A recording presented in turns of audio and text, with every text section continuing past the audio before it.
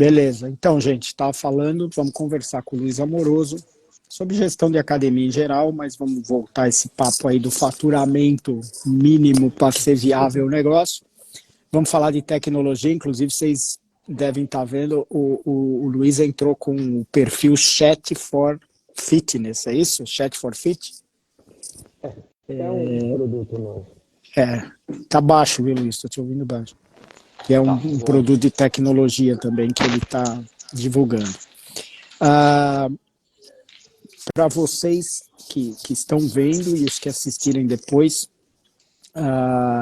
nós estamos aqui, essa é a primeira de uma série de lives que a gente vai fazer, visando também divulgar o evento do dia 28 de outubro que nós vamos realizar, que é o GTC Brasil, Gym Technology Conference, dia 28 de outubro aqui em São Paulo. Tá? É um evento, é a primeira vez que é realizado, até onde eu sei, um evento dessa característica.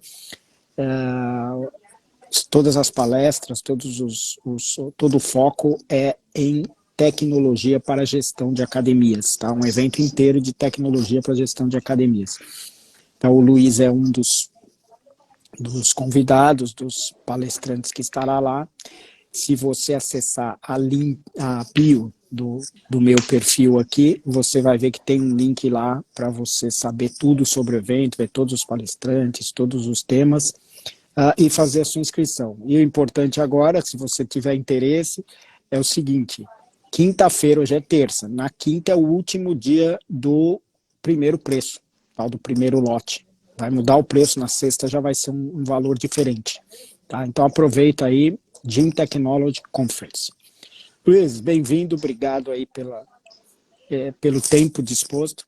E eu vou começar já jogando para você o que você falou para mim um dia que a gente estava batendo um papo faz um tempo aí.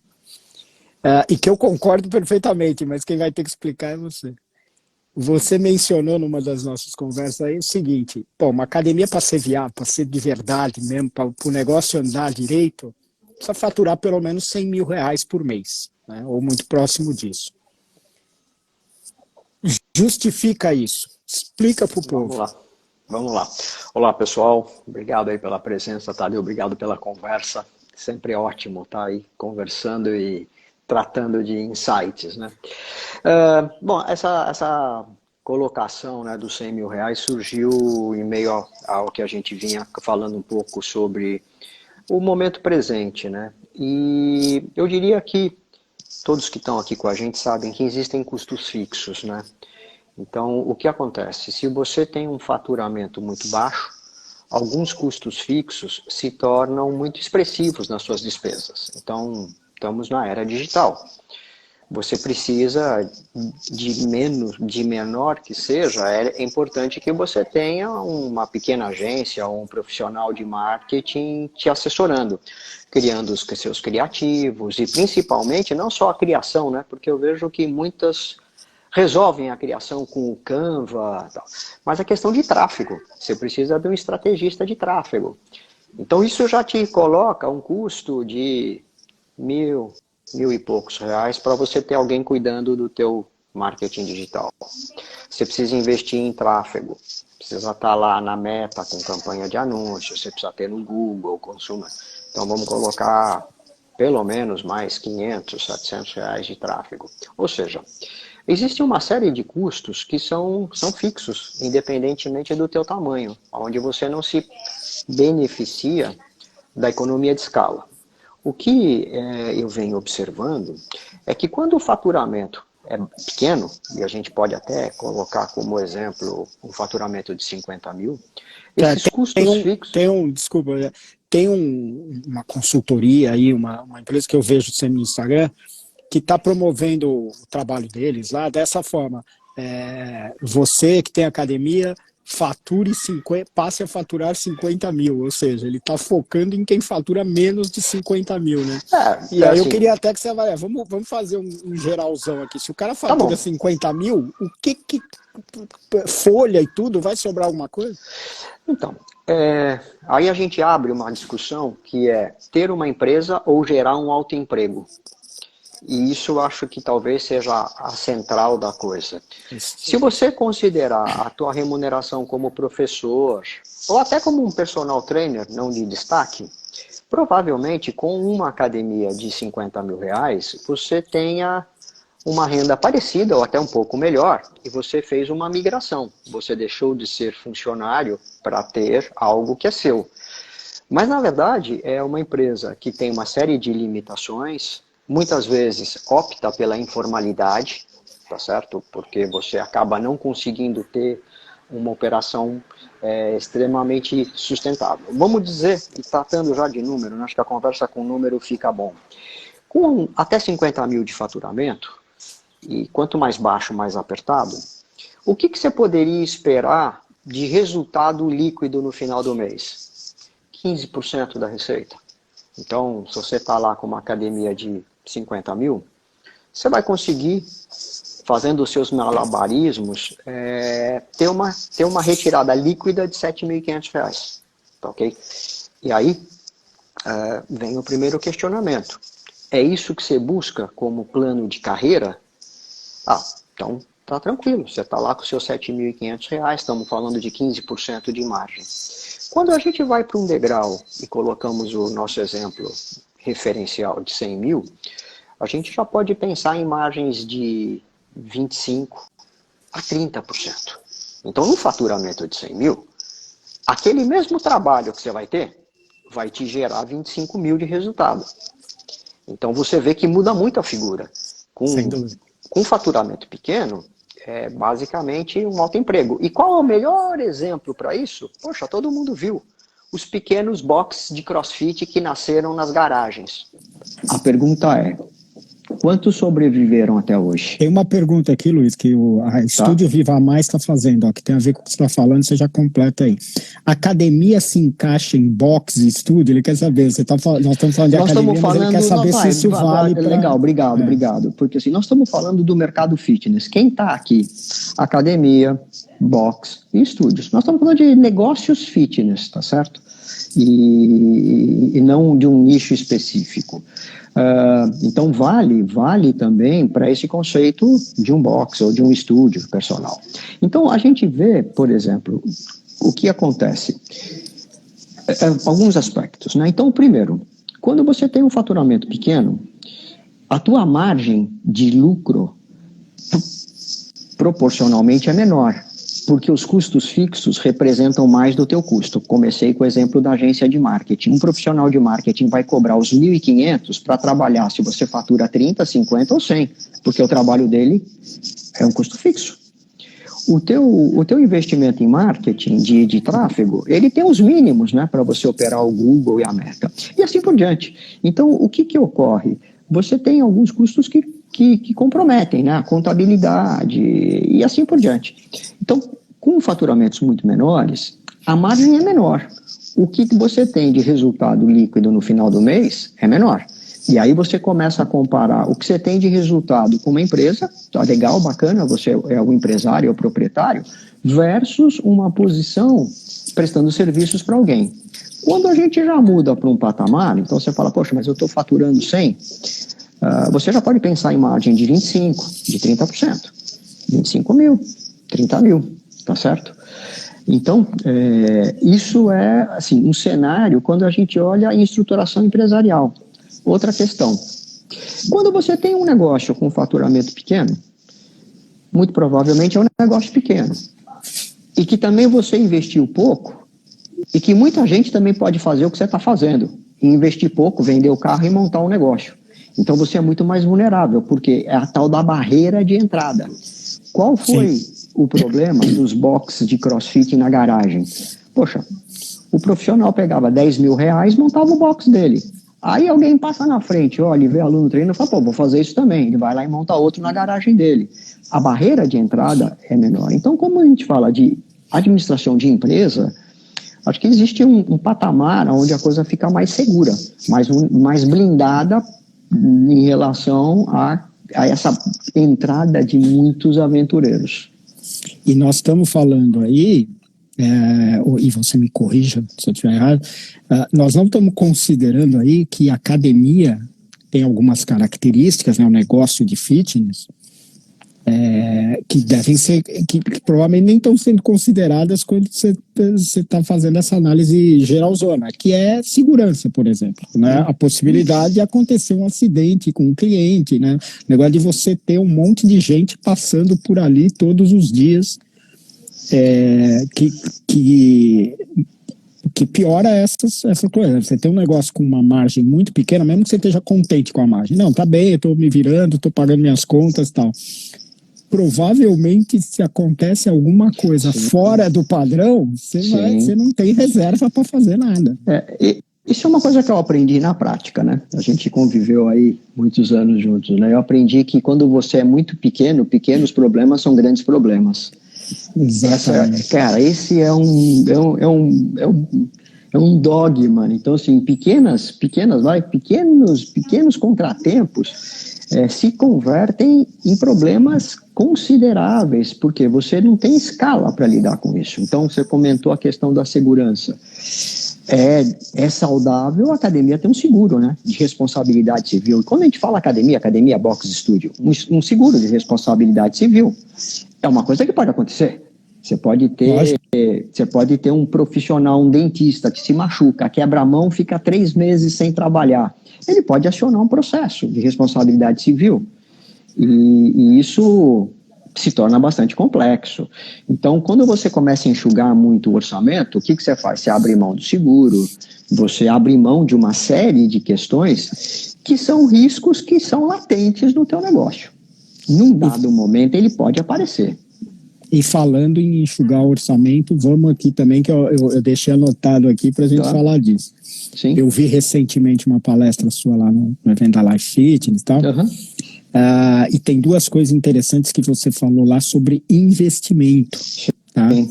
Que eu vou chamar aqui. Então vamos começar primeiro com marketing, com investimento em marketing. É normal no mercado de fitness, já há muitos anos, a gente falava, né? Você tem que investir 4%, cerca de 4%. Você falou lá o seguinte, isso já era, nós estamos chegando perto dos 12% agora. Então, isso também me surpreendeu. Isso é fundamental para chegar num faturamento desejado, né? Senão você fica sempre patinando no lugar. Isso me surpreendeu recentemente, né? Eu estive trabalhando na Europa, trabalhando nos Estados Unidos, em contato com agências, contatos com profissionais e tal.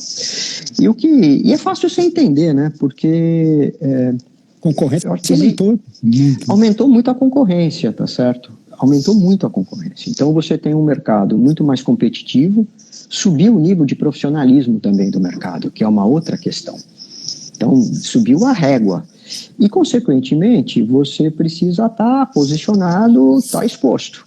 Então, quando a gente falava há muitos anos atrás, né, quando o marketing era um marketing analógico, a gente falava, vai para o marketing digital, que ele é barato. Opa, já mudou. Um clique no Google custa R$ 2,50. Uma campanha que você faz no Google, que seja de Google anúncio de texto, para ele lá clicar e olhar o teu site, já te custa de entrada R$ 2,50 e você não tem nem o contato do lead. Aí você fala, poxa, vou fazer uma campanha na Meta, vou fazer uma campanha voltada para formulário instantâneo, para obter o nome das pessoas, para poder ligar. Aí o teu custo de lead, ele começa às vezes com R$20, porque a Meta está aprendendo, né, a pôr o algoritmo para rodar. E você precisa de pelo menos 50 leads para começar a baixar o custo por lead. Então, vamos considerar o seguinte, para você chegar num custo bom, você já tem que investir pelo menos uns 1.000 em tráfego, que o teu custo por lead vai baixando, mas de qualquer maneira, ele baixa. Aí você começa a olhar a questão do marketing digital. Poxa, dos teus leads, não é todo mundo que você converte, né? Então, o que acontece? Em todo esse funil, né, de vendas que todo mundo conhece, você chega lá no final, basicamente, em alguns casos, o aluno que entra, ele te consome quase que a primeira mensalidade em todo esse processo. Né? Ele de público geral, para engajado, para oportunidade, contato. Então, isso faz com que os valores, né, os investimentos em marketing, sejam mais expressivos. Quando a gente combina isso, olhando para o passado, na época do visitante entrou, converteu, era um outro ciclo de movimento, uma outra escala de volume. Agora, qual é o lado bom disso? De modo geral, todo esse movimento elevou o número de alunos nos negócios fitness. Então, veja só, o mercado hoje navega melhor. O número médio de alunos em negócios fitness tem subido. Então, é um reflexo direto também de um maior investimento no marketing, tá ok? Então, fica aí a história. Então, eu acho que os 4% são inegociáveis. Antes ainda tinha alguém que pensava, não, eu não vou pôr meus 4%. Então, voltamos para o nosso exemplo. Para quem tem uma receita de 50, ele vai ter que gastar 2, né? Porque ele vai pagar lá 1.200 para o funcionário, para o freela ou para a pequena agência que produz, mais uns 800 de tráfego. Então, é isso. Ele vai gastar os R$2.000, pelo menos, tá certo?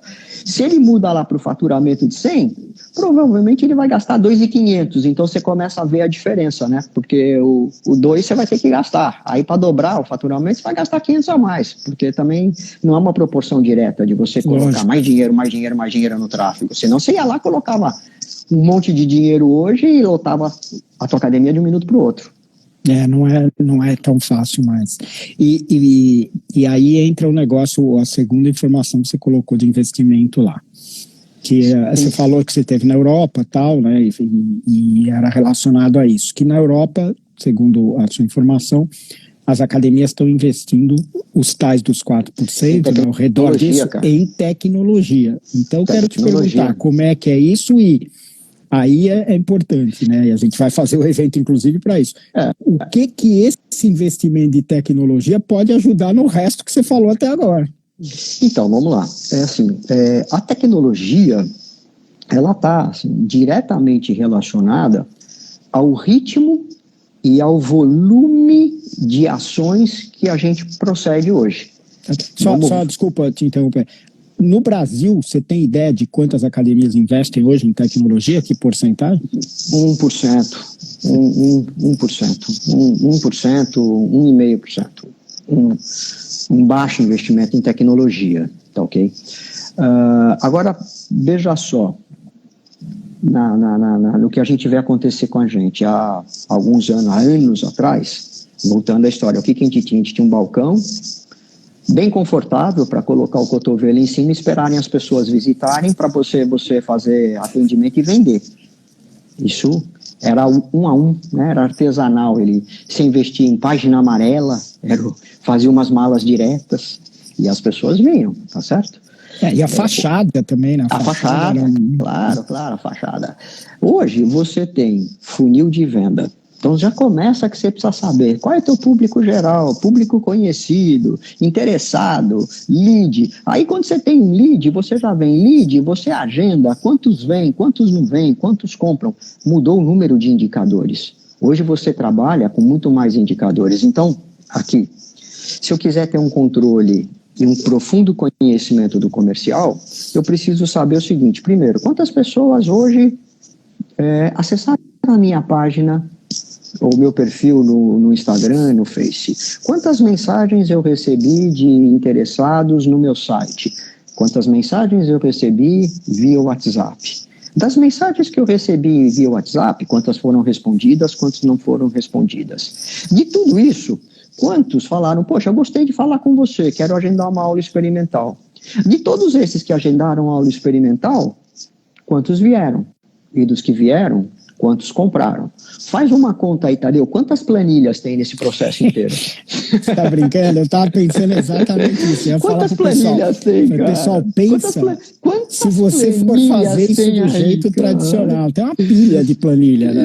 Então, cara, assim, você tem a planilha que você... E hoje a gente vai melhorando, né? Então, você pega, em vez os contatos de quem fala no site, não sei se o pessoal ainda continua recebendo via e-mail, né? Mas, a gente usa já tecnologia. Você usa lá um plugin que manda os contatos do site para uma planilha no Google Sheet, onde você consegue olhar quem... Então, cara, é muita planilha. Então, eu estou te dizendo o seguinte, a tecnologia, ela entra para tornar isso viável reduzir custo, porque imagina quanta gente, quantas horas você tem para manter tudo isso atualizado. Tempo enorme perdido. Não, e outra coisa, né? Não sou especialista em marketing, mas algumas coisas são óbvias, né? Se você contatou agora e eu levar 8 horas para te responder, você já esfriou.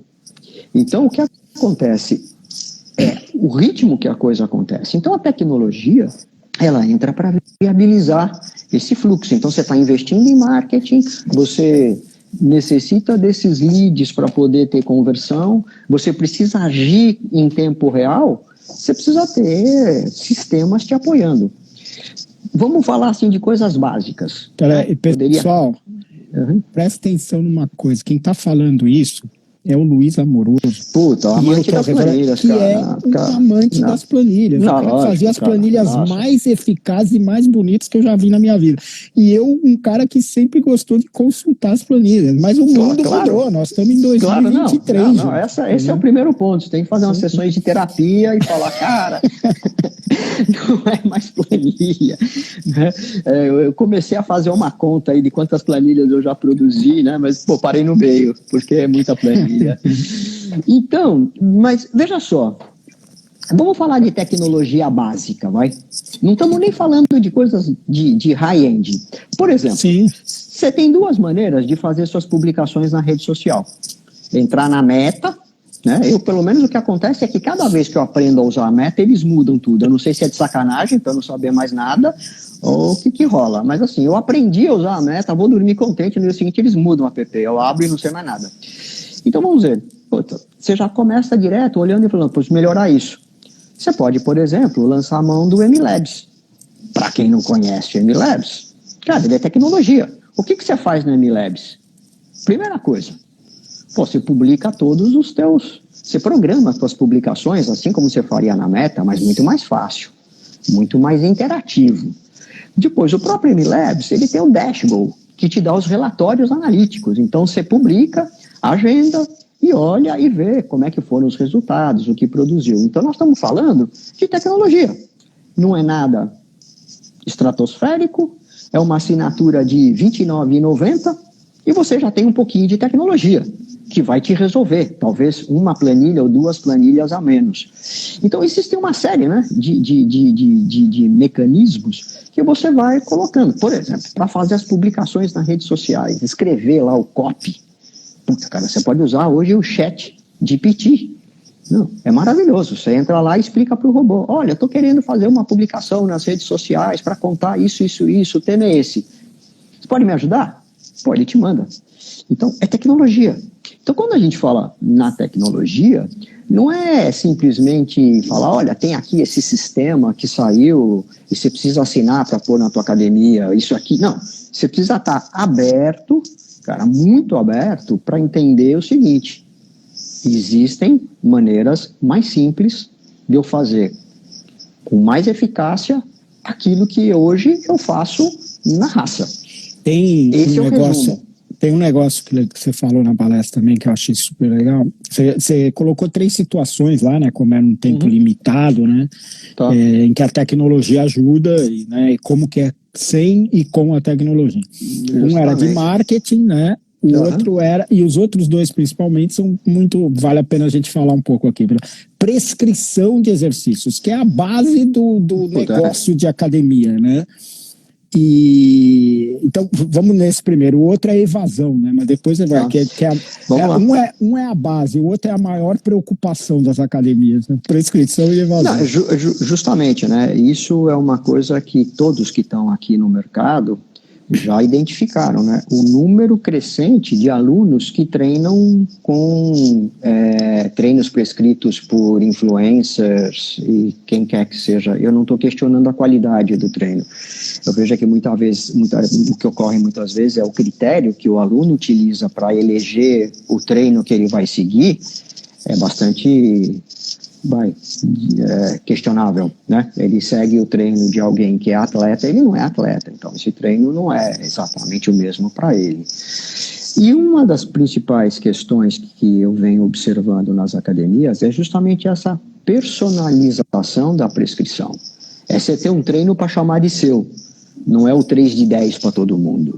É um treino para chamar de seu. Um treino que alguém estruturou para mim. Um treino que ele é atualizado de tempos em tempos. Então, o que a gente observa hoje? O grande desafio com o crescimento dos volumes, quando você fala numa academia de 1.000 alunos, o que eu tenho visto, quando você entra e olha e fala, bom, vamos ver desses 1.000 alunos, quantos tem treinos cadastrados no sistema? Não chega a 50%. Ou seja, menos da metade dos alunos tem treino. Aí você faz um outro degrau e fala, bom, mas vamos ver então, de quem tem treino, quantos treinos estão atualizados?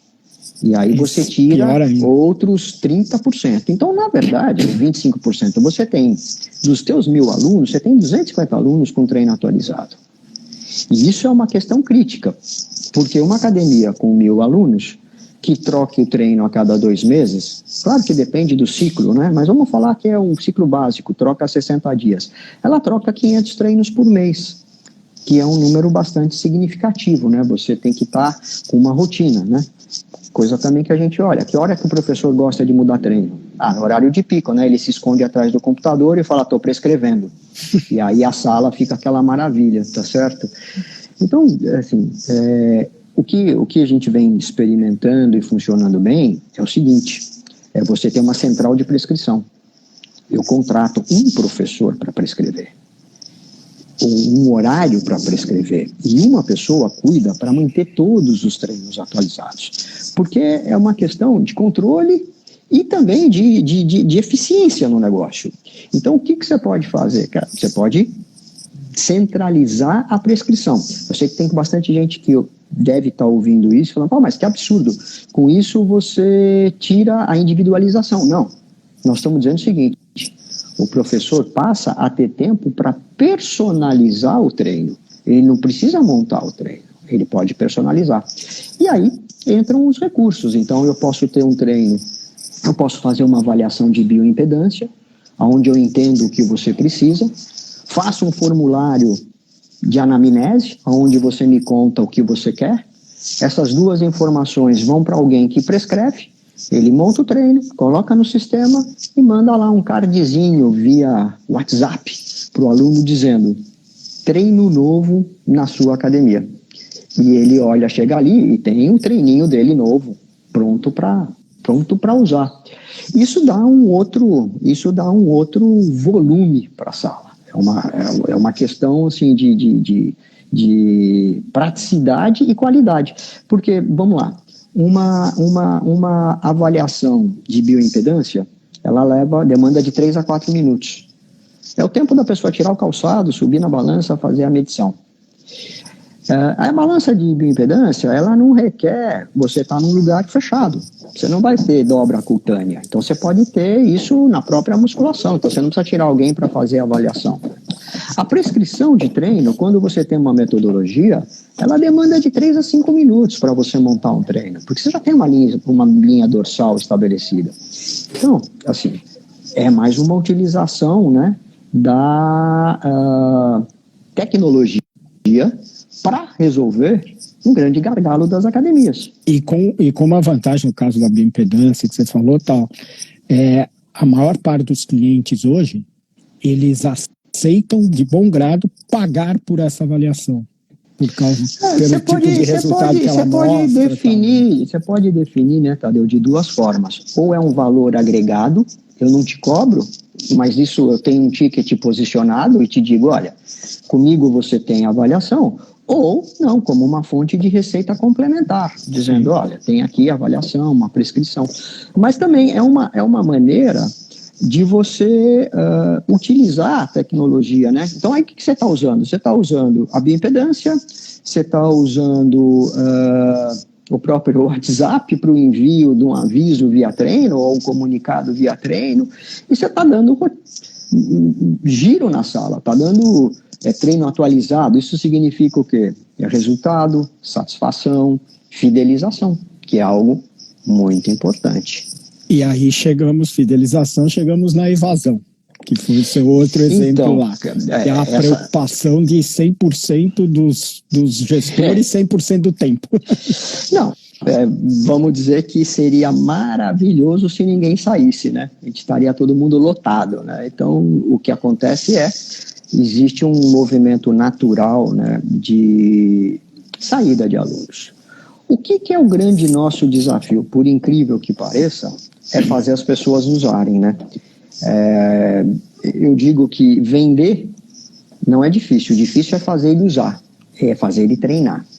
Quando você analisa, por exemplo, uma academia, é natural você encontrar 30%, em volta de 30% das pessoas não usam. Ele pagou e não usa. O que significa isso? Você viu o vídeo que eu fiz anteontem sobre isso? Não, cara, não vi. Depois você vê, tá aqui no Instagram, que é por que as pessoas pagam academia e não frequentam. É um vídeo de terça-feira. É interessante, eu quero ver lá qual é a resposta que de quinta-feira passada. Mas conta aí. Não fui eu, é uma pesquisa que fizeram no Reino Unido lá. Então conta aí, cara. Não, tem vários motivos, é muito curioso, engraçado. Então, eles pegaram 250 pessoas e perguntaram isso e deram uma lista de possibilidades. Então, você sabe que é mais interessante que 25% do que paga e não usa renova? É muito louco isso, né? Pois é. Mas vamos dizer o seguinte, vamos olhar os 75% que não renovam. Cara, é gente pra caramba, porque veja só, você tem ali 30% do total não está treinando. Desses 30%, 75% não vai renovar. Ou seja, você tem uma zona de risco de 22% dos seus alunos. Esse é o resumo da história, cara.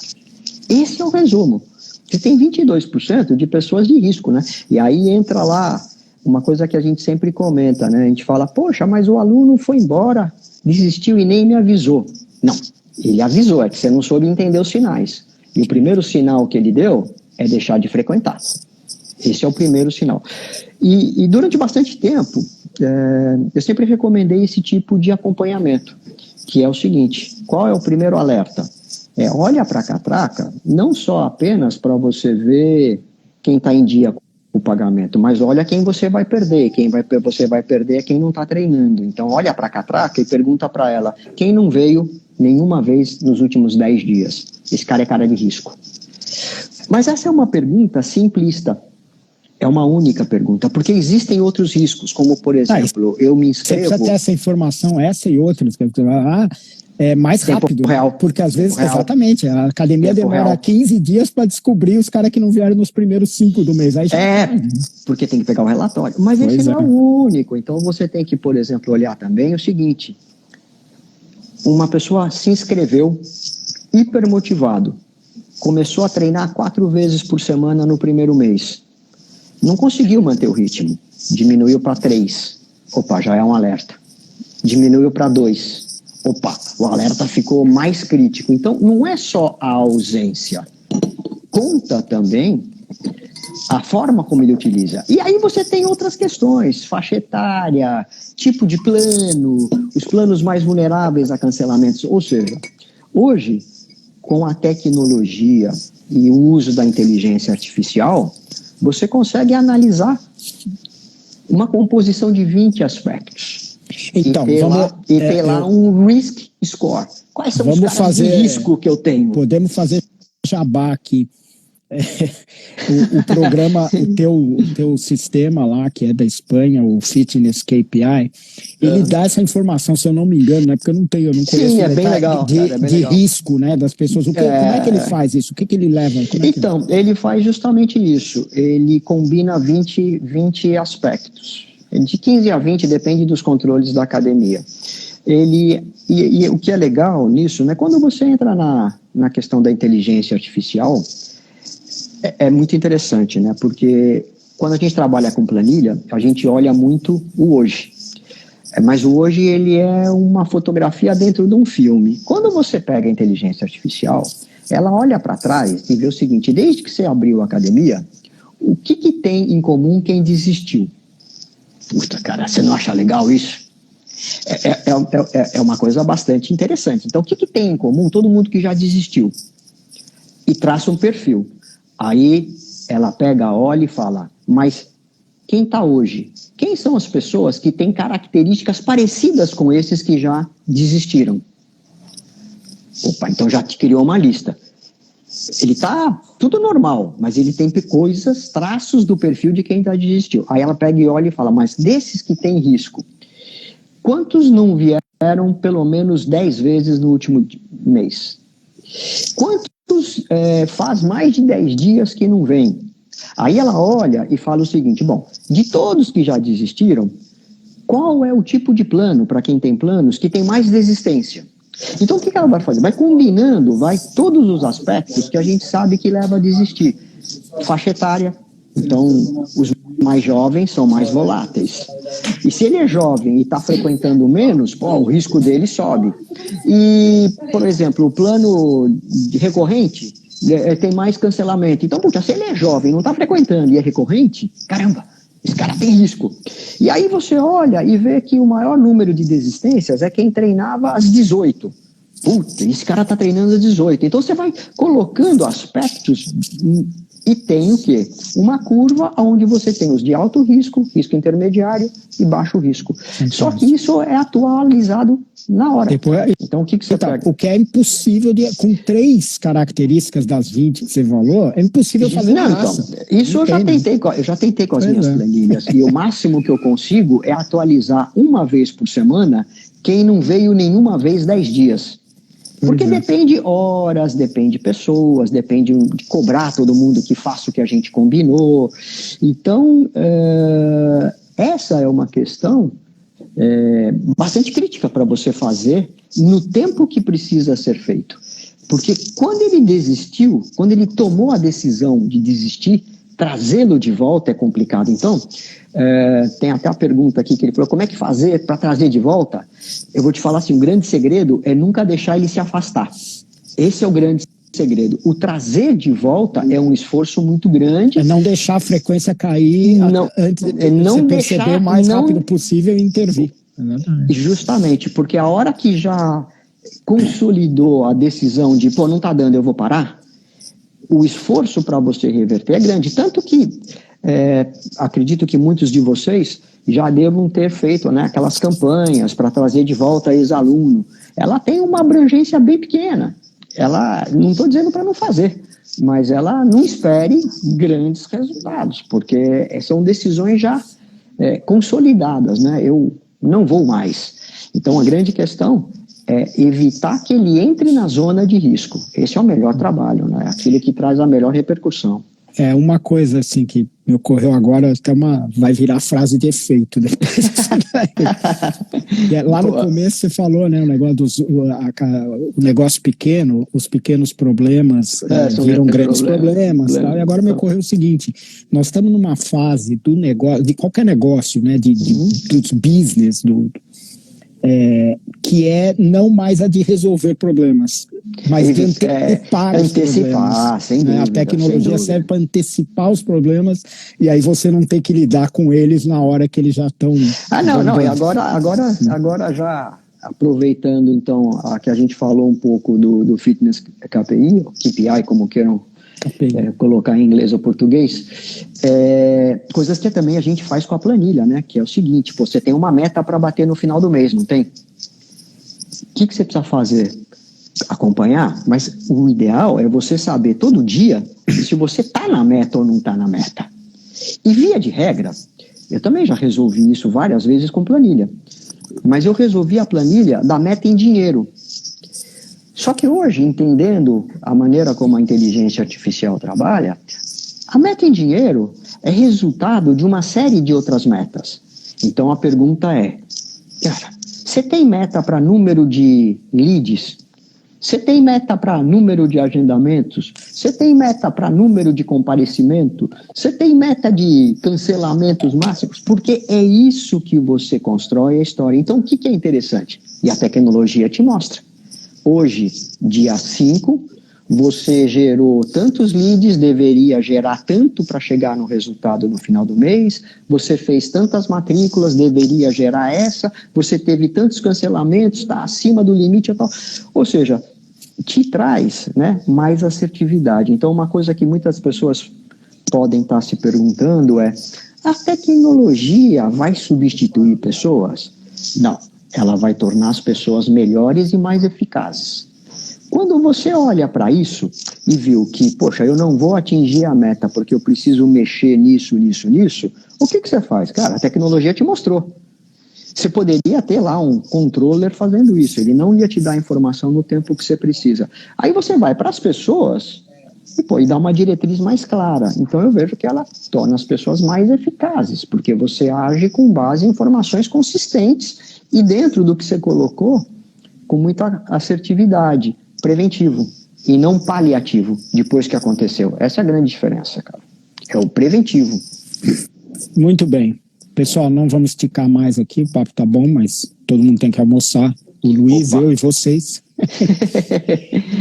Só para terminar, então, lembrando, a gente falou aqui sobre faturamento, sobre marketing, sobre prescrição, sobre tecnologia, e nós vamos ter no dia 28 de outubro o primeiro GTC Brasil, Gym Technology Conference. Um dia inteiro, um seminário, um dia inteiro. O Luiz é um dos palestrantes, vai falar mais sobre o que ele falou hoje aqui. Um dia inteiro sobre tecnologia de gestão para academias, tá? Não é tecnologia de treino, então se você quer ir lá ver alguma coisa para o treino, não é o que você vai encontrar. Tecnologia de gestão.